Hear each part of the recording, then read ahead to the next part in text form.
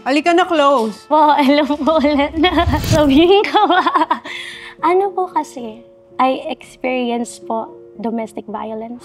Na-trigger na po talaga ako, tapos nag-pack na po ako ng things sa backpack ko. Paano yung kapatid mo?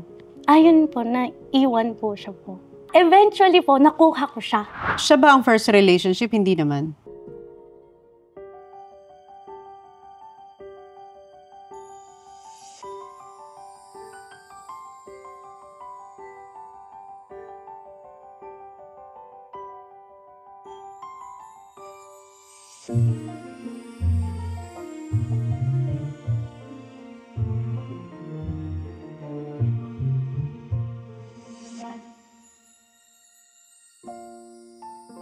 Okay, you are the woman of the hour. Sino ba si Chloe sa buhay ni Carlos? Kasi sineselebrate namin ang aming 2-time gold medal Olympian athlete. Pero may Chloe sa buhay niya. Lumalabas ka minsan as the villain. I'm sure you're aware of that. Yes, so. Tapos, yung iba, hindi nila naiintindihan yun kasi how you handle it with a smiling face and you laugh about it. So, ang iisipin nila, hindi niya tayo siniseryoso. Nagtatawanan niya nila tayo. Bakit nagiging ganyan ang demeanor mo when it comes to handling controversies, yung misconception sa'yo ng tao, yung public opinion sa'yo? Kasi po hindi naman po totoo eh. So, ang funny lang po na yung level ng gaano nila gawin yung mga stories po. Kasi also, sa mga nadaanan ko din pong mga challenges ng early teenage years ko nga po. Ano pa, mas mahirap kumpara dito from people that you don't know. When we go back to the very start po, laking lola po ako. So, hindi po ako lumaki ng may mother figure po talaga na nandun 24/7. Tapos yan, yung mga tita and tito ko po, yan, cousin ko po, lumaki po ako sa kanila, ganyan. And then, dun ko pa lang po na-experience na magkaroon ng mother figure nung nag-move na po ako sa Australia. Like, 24/7 na magkasama sa bahay, ganyan po. So, lumipat ka sa Australia dahil? Nagbagong, na po, family, si mom ko po. Nag-asawa siya? Po, nung bago. Okay. Yeah. Yes, so dinala po kami ng sister ko. Ilang taong ka na no, na nag-Australia? 11 po. Paano ang nangyari sa childhood mo? Nag-separate yung parents? Yeah, yes po. Matagal, parang 2 years old pa lang po siguro ako. 4, mga ganyan po. Super early stage po ng childhood po. Yung daddy na saan? Nandito po sa Philippines po. Pero yung typical na hindi ka pwedeng magpakita sa dad mo, yung mga ganun po. So then hindi po ako lumaki with my dad. So paano yon naka-apekto sa personality mo growing up na laki kang lola? One of the big reasons kung bakit po ganito yung personality ko. Lola ko po talaga. Kasi yung lola ko palaban eh. So feeling ko, dun po namin nakuha. Malaking adjustment yun. From laki sa lola, na pumunta ka na sa mami mo. Yes, so kasi parang totally hindi ko po kilala siya yung mom ko po. Like, paano siya as a person, personality-wise, character, ganyan po. So parang nakikita ko lang po a few times a year yung mom ko, ganyan. Kasi nga po nagtatrabaho siya, like overseas. Hindi mo alam kung strict, kung cool, kung paano i-approach ang isa't isa. Tapos, po. Likewise, di ka rin niya kilala. Yeah, ganun na nga po, yeah. So naging malaki pong challenge and pag-a-adjust po yung nangyaring pag-move namin sa Australia. Kamusta naging buhay mo sa Australia? Well, normal naman po. I finished primary school po, tapos high school, finished there also. Pero yun nga, nung nag-11 po ko, and then 18, dun na po, parang ang tough po ng naging, hindi po dahil sa pag-a-adjust, relationship po talaga with like family members po, nang nandun sa Australia po. Paano naging tough yun for you? Sabihin ko ba? Ano po kasi, pero ang hirap po kasi magsalita without context po. Pero ano po kasi, I experienced po domestic violence. Ganun po. So, done to you or you witnessed it? Sa akin po. And witness also. So, would you say that it was not a healthy environment for you? Hindi po talaga po. Kaya po nung 16, gusto ko na talagang umalis po. Pero since minor po ako, I couldn't. So, nag-intay po ako ng 2 years mag-18 para po makaalis po ako. Kaya yung sinasabi mo na mas grabe yung pinagdaanan mo ng bata ka? Yeah. Yes po. Hindi lang po kasi physically, pati like verbal po. Ay, di lalo kang tumapang. Yun po. Kaya po siguro yan na misunderstood yung tapang ko po. Kasi nga po, they don't know naman what happened sa early childhood ko po. Ano ang naging coping mechanism mo looking back? Gustong-gusto ko pong pumapasok ng school. Kapag pumunta ako ng school, ibig sabihin, I don't have to spend time sa bahay. So kahit Saturday po, lahat ng mga extracurricular po, I wanted to do para hindi na ako nai-stuck po sa bahay. Paano yung nag-decide ka na alis na ako? Hindi ko na kaya to. O, parang kumakain po kami, tapos parang nagkaanohan na lang. Tapos parang, umalis ka na, ganyan. From normal na kumakain na tas nag-escalate, yeah. sumabog na, nagkasabugan. Yeah, yes. Okay. So then, edi umakyat po ako, parang, sige, magtatago na lang po ako sa room. Pero sinundan po kasi ako. Tapos talagang, parang may trigger talaga pong ginagawa po. So then, na-trigger na po talaga ako. Tapos, nag-pack na po ako ng things sa backpack ko. Paano yung kapatid mo? Ayun po, naiwan po siya po. Nagpaalam ka ba sa kapatid mo? Nagsabi ka ba na kukunin kita? Yeah, eventually po, nakuha ko siya. 19 po ako, nakuha ko siya, 17 siya.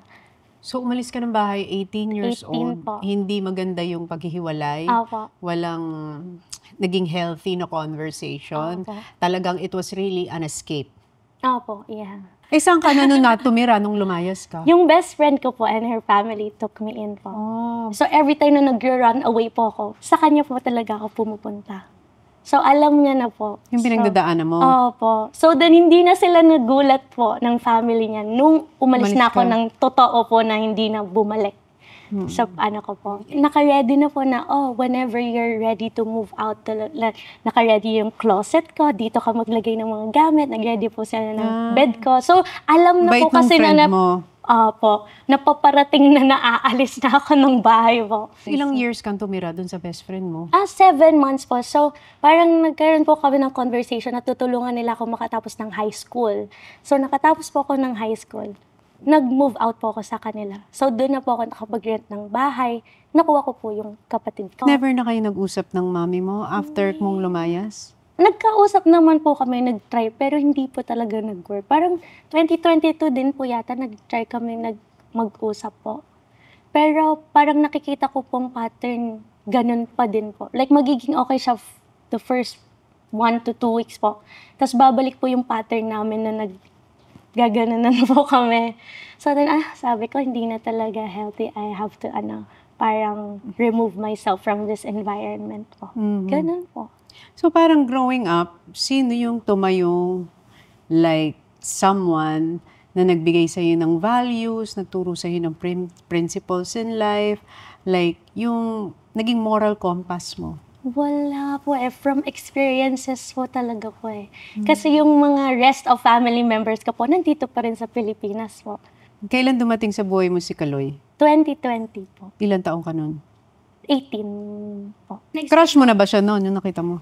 Hindi po. Sabi ko, mahal, hindi totoo na fan ako nung nag-message ako. Parang sa akin po, sinabi ko yun kasi parang it's a way to connect. Para po siguro mapansin po na, oy, fan to, baka mapansin. Parang ganun po. Tapos nung nag-reply siya, tuloy-tuloy na? Nag-reply. Sabi ko, nag-reply siya, ganyan-ganyan. Tapos yun po, nagtuloy-tuloy na po. Siya ba ang first relationship? Hindi naman. Siya po, yeah. Oy, hindi nga. Oo, yeah. Tapos? May mga nakakausap din po katulad niya. Pero yung serious na Pinursu, dinire-diretso mo, Opo. siya lang. Siya lang po. Kasi anong naramdaman mo? Bakit siya? Hindi ko din po Ma-explain? alam. Opo, parang may nag-draw po sa amin na mag-connect po sa life na to. So yun na, nung umalis po ako, naging serious na o parang nag-alala nga po siya. Kasi nawala po ko 2 days. Tinago po kasi ko ng police sa Australia. Kasi pag nahanap po ko, baka like, take me away, ganyan. So doon nung reconnect na po ako sa kanya. Explain ko na po lahat. Bakit ako nawala po. Tapos parang sa akin po, baka iniisip niya, gino-ghost ko na siya or ginost ko na siya. Pero hindi naman daw po ganun yung na-feel niya. Parang nagkaroon na kayo ng strong connection. Agad po, yeah. Online. Yeah, diba? yes. Na-draw na siya sa'yo. Ikaw din, parang drawn ka na rin sa kanya. Opo. Bakit pumunta ka sa Vietnam? Ano ang nagtulak sa'yo na pupuntahan ko na to? Gusto ko po talaga siya kasing i-support po. talaga sa dreams niya po na ganyan, mag-Olympics. Matagal ko na po siyang gustong makita or pinag-iipunan ko po talaga magpunta ng Japan. Talagang siya ang talagang nag-ipon. Talagang, ano talaga to, E for effort. Yeah, yes po. Kaso nga po, naka-lockdown yung mga borders, so hindi po talaga makaalis. So, naghintay po kami 2 years. Yung Vietnam po, sakto-sakto po, kaka-open lang nila ng borders. Yung SEA Games nga po. Ayun po, sabi ko, may ipon na ako, pwede na ako pumunta kahit hindi to yung ipon ko for Japan. Ginamit ko po yun, pang Vietnam na lang, para magkita po kami and makapag-support po talaga. Kamusta yun yung nakita kayo? Yung attraction at saka yung likeness? Andun pa rin po, Maintained. of course. Yeah, Oo. maintained po. Siguro yung lang po, ugali in person, di ba po, doon mo po makikita. Kasi iba naman yung online. Ano yung Texting ugali and- niya na nag-stand out para sa'yo? Mapagpasensya po pala talaga siya. Yeah, ang haba po ng pasensya niyo. Makwela po kasi kung so then kapag nilalaro ko siya, parang po siya, hindi niya ako yung, wag mo akong hawakan or wag mo, sobrang Huwag niya. ka makulit. Huwag ka makulit, may ginagawa ko. Yung ganyan, kasi lambing ko po yun na parang, Siya hinahayaan ka niya. oo. Tapos, nilalambing niya din ako pabalik kahit may ginagawa siya. Pero Ganun, sobrang niya talaga po. Sobrang pasensya niya sa'yo Oo. at nasasakyan niya yung personality mo. Kailan ka nag-start na Po. mag-content creator? 16 po. Paano nag-start naman yun? Nung 16 po, na hanap ko po ulit yung passion ko sa pag-create ng content or music, ganyan. Tapos, after a few months, bigla na lang po may nag-viral po na video out of everything na ginawa ko po na content. Yung aking pagmamahal po. Dinedicate mo yun, Guy? Wala po siya. Hindi ko po siya kilala po. Hindi Yeah. na. Akala na yung lahat dinedicate mo yun. Pero di ba, akala nila, Po. it's for Carlos. Hindi po, kasi 16 pa lang po ako nun eh. Nakilala ko po siya 18 po. So, nag-viral yun. And then, Opo. Ayun na po, nagtuloy-tuloy pa. Tapos parang nagkaroon po ng mga opportunities na umuwi po ng Pilipinas. Pero sabi po naman po, nag-aaral ka. Tsaka na kung talagang para sa'yo yan, dadating yung panahon mo. So then, tinapos ko na lang po yung... Siyempre, na-heartbroken po ako kasi ko yun eh. Dream ko po yun na, huwi ako ng Pilipinas. Ganyan, gusto ko pa po mag-PBB, mga ganyan, ASAP, mga ganyan. nakapag-asap ka na. Kaya nga po, dream come Di ba, true alam mo na. talaga pag may dream ka, gagawa talaga si God ang way na ma-fulfill yun. Di ba? Gusto mo mag-artista? Hindi po, performer. Performer. Talagang kanta-kanta lang Talagang po and dance. performing talaga ang dream natin. Di sobra kang kilig nung nag-asap ka kasi dream mo yun eh. Yeah, sobra po.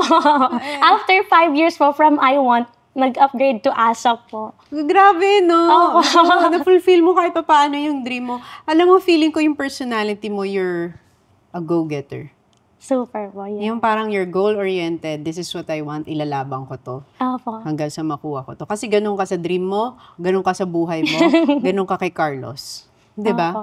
Yeah. But, dito sa Pilipinas, hindi masyadong Opo, yeah. na-embrace. Opo. Lalo na ng mga matatanda. Opo, kasi sa Australia naman, supportive naman po yung mga friends ko, Iba kasi parents ang ng culture. friends ko. Opo, so then nagulat din po, iba pala sa Pilipinas. So, paano kaya kung doon ako sa Pilipinas lumaki? Like, how would it have been? Oo. Parang naisip Sa ko din Philippines po. kasi feeling ko, ang laki ng respeto sa mga magulang, sa Apo. mga elders. So, may feeling na kapag medyo parang nadidisregard yung mga parents or elders, ang feeling nila disrespectful.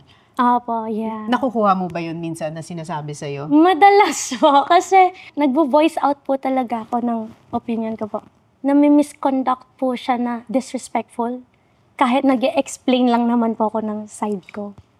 So, ganun po agad yung tingin. Sumasagot ka na. Wala kang respeto, ganyan. Parang ang hirap din. Paano mo hinahandle yun? Okay lang po. Kasi alam ko naman po sa sarili ko na hindi po yun yung intention ko. Sumasagot ka din kasi sa social media. Opo. Di ba, dinidefend mo yung sarili mo? Yeah. And ang medyo hindi naiintindihan ng mga tao sa'yo is sumasagot ka for Kaloy sa family. Yeah. Di ba? Yes, For Carlos.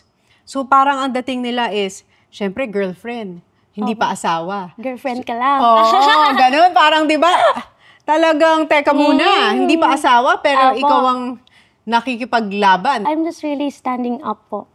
Hindi ko din po kaya makita na ginaganon si Kaloy po. So sa akin po, sa sobrang palaban ko, ay hindi pwede to, mali yan, ganyan. Paano yun na may misinterpret ka ng mga tao? Di mo misinterpret mo, hindi naman nga yun yung intention ko eh. I'm just standing up for someone that I love and for what's right. I'm just telling the truth po, ganun. Okay, so ang iba naman ang tanong is, there is a way to fix this privately? And we did po. We tried. So for the past 2 years, so madaming beses po nag-reach out. So first was my auntie po, tsaka sa cousin ko. And then after a few months, my mom po, nagkataon nandito siya sa Philippines. So kinausap niya din po in person. Tapos wala po. Tapos si Kaloy din po, nag-try din po siya multiple times, way back pa. Nag-usap po kami ng like this po, sorry, ganyan-ganyan. Pero yeah. Ganun po talaga, I guess. Tsaka si Kaloy po has naman connection po sa sibling niya, tsaka sa dad niya. So okay naman po. I also have connection po sa sa dad niya. Nakita ko pa nga po siya before mag-Paris Olympics. Sabi niya, magmahalan kayo ha, galingan niyo sa Olympics, ganyan. So then parang na-surprise din kami na, wow, what is this? Parang, anong nangyayari? Ano ang reaction mo pag sinasabing maybe you're a bad influence? It's okay po kasi alam ko naman po yung decisions mo ni Kaloy, sa kanya naman po nanggagaling eh. Never ko naman po siyang sinabihan, gawin mo to, gawin mo yan. Lahat naman po nangyayari sa buhay ni Kaloy, it's all him. Even yung nag-Olympic siya, yung na-achieve niya, it's all him. Well, meron silang sinasabi sa'yo. Ano po? Fame whore. Nakuha mo yon? Parang sa akin po kasi nakapag-build na din po ako ng name way before ko pa makilala po si Kaloy. Oo nga, na-explain mo yan, di ba? Nag-music ako, nag-content creation ako, ganyan. Nagkataon lang nga po na si Kaloy is a national athlete, ganyan. Tapos palagi kaming magkasama. So, doon nasasabihan po tuloy ako na gusto ko yung light po ni Kaloy. Mapunta din sa akin, which is it's not naman po. Andun lang naman po talaga ako to support. Ano ang secret para hindi ma-penetrate ng mga outside force yung totoong samahan? Pinipili din po namin kung ano yung isi-share namin online. So yung mga best moments namin po, it's all in private. So kung ano lang po yung nakikita nila online, yun lang po because yun yung gusto namin i-share. And also po, magkasama po kaming mag-pray palagi. Every night po. And every morning pag nagigising po. We're thankful agad na nagising kami or ginising kami ni Lord today. Ganun po. Anong laging prayer mo for Carlos? Pinagpipray ko po na kung ano yung pinagpipray niya is makuha niya or matupad ni Lord for him. Kung ano yung desires ng heart niya, makuha niya. Yes po. Paano kayo naging ganyan ka-strong? Yung mga challenges po talaga. Kaya we're grateful po na binibigyan kami ng challenges ni Lord ng mundo. Kasi we wouldn't be this strong if we weren't given those po. Paano mo hinahandle yung parang feeling na you and me against the world? Siya lang po talaga yung tinitignan ko eh. Like yung noise, parang nafe-filter ko once I look at him po, straight in the eyes. Paano kapag may weak moments ang isa't isa? I'm sure not all the time you're strong. Yes, not all the time si Carlos strong. Pray Paano? po talaga. Nakahiga or naka-sit down po kami and we would hold hands and we'd just pray. Tapos palagi kami pong may frequency music, parang healing music po na pinapatugtog pag kahit wala kaming ginagawa. Nasa bahay lang po siya, nakatugtog lang siya, matutulog. Pagkagising, nandun pa rin na nakatugtog lang siya. Oo, dapat meron kang kahit papaanong i-keep na spiritual life for you, for your own sanity. Yeah, yes. To keep you sane and also to keep you grounded and focused on what's real and what's not real. Yeah, yes po. Kasi Kaya, minsan ang hirap i-differentiate na. sobra po. Kasi sobrang ma-social media na yung mundo ngayon po. At saka yung trabaho mo is a content creator. Yeah. Yes, so public. social media talaga, you have to put it out there. Pero mahilig din po kami mag-affirmations, like positive affirmations. We just put it sa YouTube, ganyan. Tapos yung nagsasalita po, puro positive lang. Na I can do this, my dream is ganyan. Ano yung favorite thing na ginagawa nyo together? Mag-travel po. Yeah, and mag-explore po talaga ng theme parks po. So every time na magpupunta po kami ng bagong country na we've never been to, gahanap kami kung nasan yung theme park na sikat doon sa country na yun and we'd go there po. Paano mo siya i-describe bilang partner mo sa buhay? Partner in crime ko po talaga siya. Yeah. lahat po ng ginagawa namin together po. Separate din yung mga personal goals po namin na gustong gawin, yung individual po namin, goals and outlook sa buhay. Pero yung mga things po na yung pang-araw-araw na ginagawa namin, we're really partners in crime. Ganyan. So, ilang years na kayo? 4 po. 4 years. Opo. What did you learn about yourself nung pumasok ka sa relationship na to? Kaya ko din po palang magbigay ng love. Kasi po, yung early childhood ko nga po, parang it was explained to me as tough love. So then yun lang yung alam kong love. So then nung dumating po si Kaloy, may soft and kind love pala. Na kaya ko palang magbigay ng ganong type of love. Minsan painful ang Opo, love, yeah, diba? ganun Ganon. po. Pwede palang maging masaya and Opo, calm. And pwede din po palang maging forgiving yung love. So, forgiveness. Yeah, every day po. Everyday forgiveness. Every day. Ang hirap i-practice, the forgiveness. Sobra po. Nahirapan din po ako nung unang-una po. May mga tao ka ba na na-forgive mo na in your life? Yeah, yes po, everyone. Your family? Yeah. Yes. Paano mo po. sila na-forgive? I guess it's also their first time living this life po. So then kanya-kanya naman po tayong journey. I guess hindi po nila sinasadya. It's their way of love nga po na sa pagla-love nila ng too much, I guess po. Hindi na nila na-control yung pag-treat sa akin po or sa kapatid ko po. Ganon. Parang they love you pero hindi nila na-express siguro? Na, In a opo, way na that is right for you, feeling mo? Opo, I guess. Oo. Po, yeah. Siguro love ka, may ganun love Opo, ka for pero... sure naman po, love naman po Yes. nila ako. Family. Lahat naman ng, siguro parents, love nila mga anak nila, kaya lang siguro iba-iba lang ng way ng pag-express ng love. Opo. And iba-iba rin ng way ang mga tao on how they accept Yung love na the yan. love, di ba? Kung Yeah. am I going to tolerate this kind of Yes. love or I deserve Different. a different kind of love, di ba? Opo, yeah. Sabi mo kanina na si Kaloy ang parang first ever relationship. Yes po, first ever talaga po. Yeah.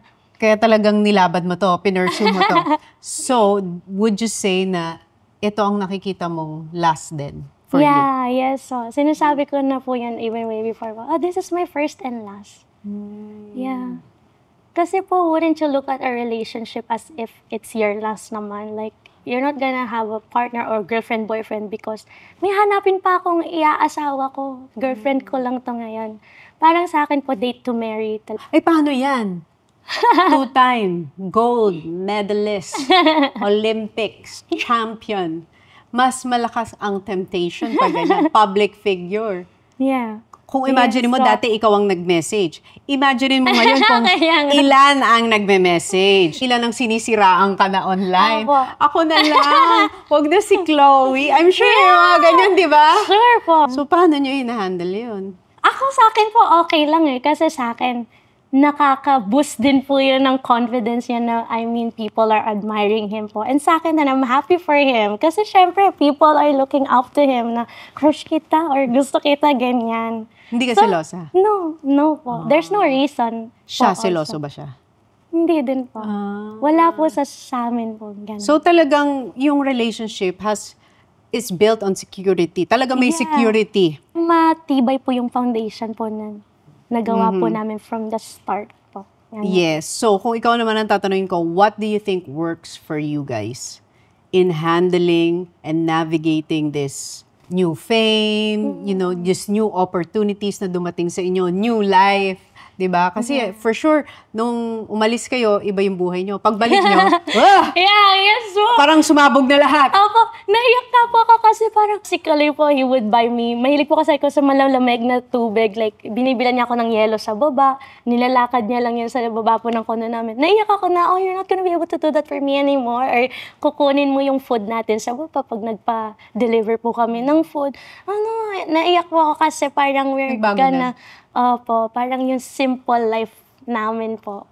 Hindi na simple Hindi, ngayon. not so simple anymore. Oo. Kasi na siya Philippine pride na siya Hindi mo na siya Opo. pwedeng pakuhanin ang delivery. Kunin mo yung delivery sa baba. Ikaw kumuha ng pagkain sa baba. Parang, ha?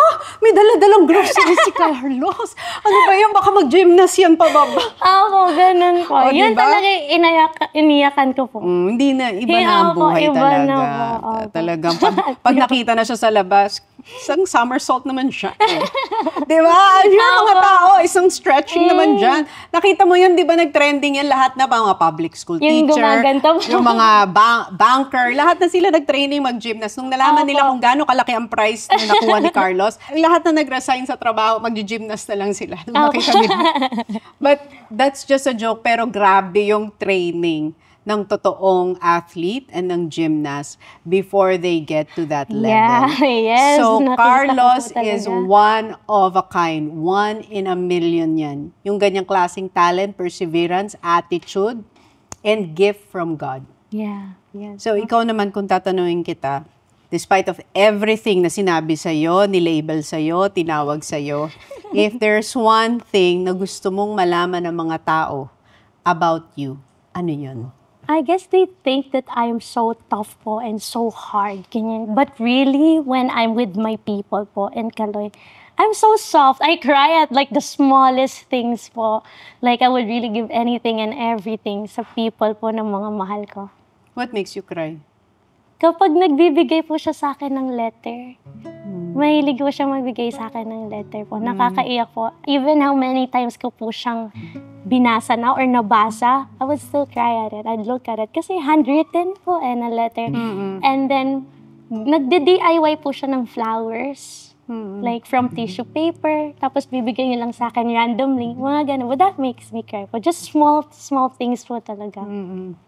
Now, what makes you happy? Yung mga blessings po ni Lord po sa akin and sa amin po ni Kaloy. And also the people around us are also shared those blessings po.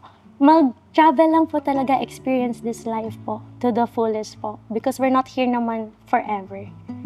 Ilan taon ka na? 22? 22. Grabe, 22. Ang bata-bata mo. Anong biggest lesson na natutunan mo at 22 years old? Sa dami ng pinagdaanan mo. Really fight for yourself po. Kasi even family or even the ones you love, kung hindi ka na nila nakokontrol or hindi ka na nila nakukuha na ng gusto nila from you, they're not gonna be there for you po. Nung nagtingin na ako sa sarili ko sa mirror, ako lang, I'm the only one standing there. Yun po yung natutunan ko na to stand up for yourself.